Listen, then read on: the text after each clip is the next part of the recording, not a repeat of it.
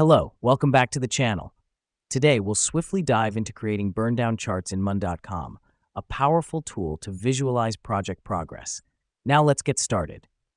First, log into your Monday.com account and navigate to your specific project board. This helps us because it gives us a central location where we can track all our tasks and their statuses.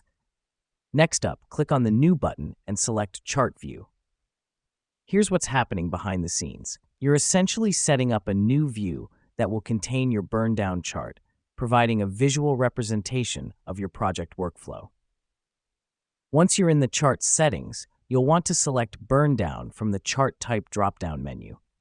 The reason we do this is because a burn-down chart effectively shows how quickly you and your team are completing tasks against what was initially planned.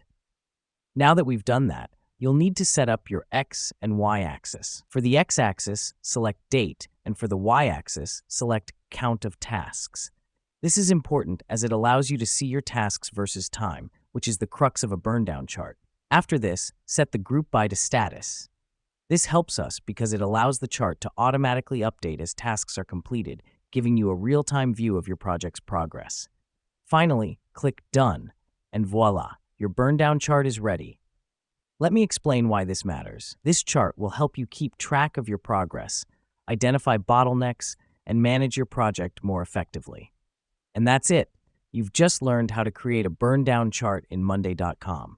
Remember, this is a powerful tool to keep your projects on track. Thanks for tuning in, and see you in the next one.